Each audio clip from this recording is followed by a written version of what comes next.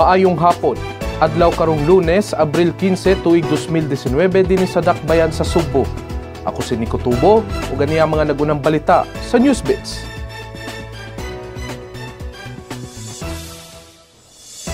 Giangkon sa sospek sa pagpatay sa 14 anyos nga si Tessa Marie Igay nga ang iyang kalagot sa amahan sa biktima mo'y nagtumbok kaniya pagbuhat sa krimen. Aniang tugang detalye sa report ni Chari Coronel.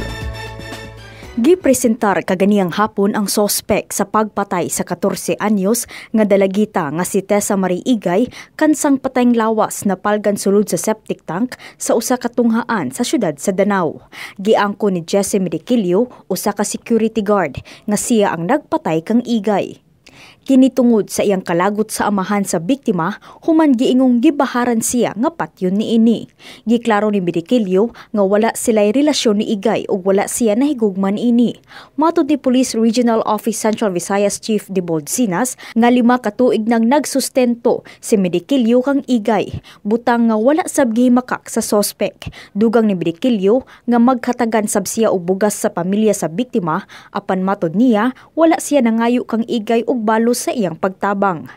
Sigon sa igsuon ni Igay nga dugay nang kaila ang iyang amahan og si Medikilio sa wala pa kini nagtrabaho isip security guard. Gibutyag sa hepe sa regional office nga sa wala pa nahitabo ang krimen, nag-away sila si Medikilio ug Igay. Tungod sa kalagot sa sospek, iyang gidunggab ang dalagita gamit ang kitchen knife, human milabay ang 4 ka oras. Gimakaksab sa sospek nga iyang nahilabtan si Igay, sukwahi sa resulta sa autopsy nga adunay laceration sa kinatawo sa biktima. Gibutyag sa sospek, dako ang iyang pagmahay sa gibuhat nga krimen. Pipila ka ebidensya sama sa kitchen knife ang narecover na sa kapulisan nga mao'y gamiton pagpasaka og kaso batok kang Medikilio. Chari Coronel, Newsbeats. Patay ang magtiayon human gitulis o gipusil sa wala pa mayling mamumuno sa Dakbayan sa Mandawi. Nakuha sa CCTV footage sa Mandawi City Command Center kung giyon sa pagpusil ang magtiayon sa duha ka lalaki nga nagsakay og motorsiklo kagabi sa AC Cortez Corner SB Kabahog Barangay Ibabaw. Sa wala pa gitulis, gitumba una sa mga mamumuno ang motor nga gisakyan sa magtiayon, dayon gikuha ang bag sa mga biktima. Giila sa kapulisan ng mga biktima nga sila Michael Canes ug Fraldin Kate Ramayla Canes, kinsa mga negosyante og RTWs. Luwas ray noon ang 9 anyos nga anak nga sakay sab sa motorsiklo. Padayon pa ang investigasyon sa insidente kung unsa ang motibo sa krimen. Gilusad na sa mga pantalan ug terminal sa Sugbo ang Oplan Semana Santa ug Oplan Holy Week pagpangandam sa pagdagsa sa mga pasahero nga manguli sa ilang tagsa-tagsa ka mga probinsya karong Semana Santa. Aniya si Chari Coronel sa report. Gipadayon sa mga sakop sa Philippine Drug Enforcement Agency PDEA sa Central Visayas ang Oplan Holy Week kaganihang buntag sa Cebu South Bus ug North Bus Terminal. Di mo menos na pulo ka mga bus driver ang gipaubos sa kinalit nga drug test sa North Bus Terminal.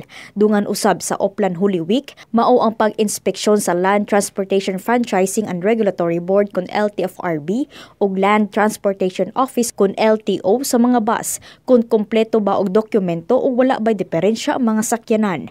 Dugang mga pulisab ang gipakatap sa Mandawi City Police Office diha sa North Bus Terminal karong adlaw, sanglit nagsugod na og dagsa ang mga pasahero nga manguli silang tagsa-tagsa ka mga probinsya alang sa Semana Santa. Gipahinumduman sab sa Bureau of Fire Protection ang publiko nga dili biyaan ang balay nga nakaplag ang mga appliances kung ugaling magbakasyon karong Holy Week aron makalikay sa sunog.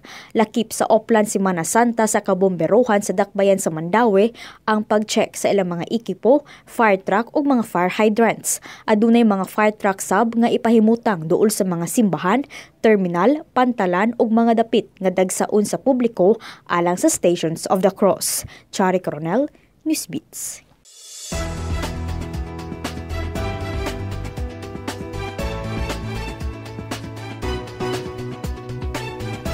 Ug alang sa atong Superboard, giandam na mga kabatan-unan sa Dakbayan sa Naga nga maghunahunahon sa mga angay nga buhaton panahon nga may emergency ug kung may katalagman nga may tabo pinaagi sa board game. Kabahin kini sa Barangay Alerto nga usa ka programa alang sa pagpangandam nga ipahimutang sa Apolan and Quarry Corporation sa Naga uban sa pag-abag sa Cemex Philippines Foundation. kapin sa 250 ka mga tinun-an sa Sepok Central Elementary School sa Barangay Tinaan ang miapil niadtong Marso 19. Idusoon niya sa Apula na maong board game sa ubang mga publikong tunghaan sa Naga at tulon niya sa full rollout sa Barangay Alerto.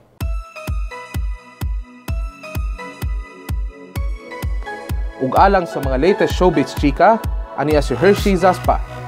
Andam, mag-artista si Miss Universe 2018 Catriona Gray kung hatagan kini og oportunidad sa industriya. Mato ni Catriona, wala pa niini nasawayan ang acting. Karon nga nangita na ang Star Cinema sa muhulip kang Liza Soberano, kinsa ni back out sa role isip Darna, abli ang beauty queen nga mag-audition sa papel isip Pinay superheroine. Sa pagkakaroon, anaa sa New York nagbase na ang beauty queen ug busy kini sa nakadaiyang charity work. Nitumaw na ang pangalan ni Catriona sa mga pilianan nga muhulip kang Liza isip Darna. Gawas kang Catriona, nitumaw sab ang pangalan ni Miss Universe 2015 Pia Wurtzbach ug mingon nga nagplano sab siya nga mo-audition alang sa maong role. Apan, alang sa director nga si Eric Mati, si Nadine Lustre ang haom sa muhulip kang Liza isip Darna. Gihulagoy sa director nga tough and very Filipina si Nadine nga mo'y karakter ni Darna. Si Mati unta ang director sa Darna nga pelikula apan ni back out kini. Hershey Zaspa, Newsbeats. Ug mo katuan naglangkob sa mga nagunang balita. Alang sa dugang kasayuran, bisitaha ang www.sunstar.com.ph. I-follow sad mi sa YouTube ug among mga social media accounts sa Twitter ug Facebook. Ako si Nico Tubo ug kini ang Newsbeats.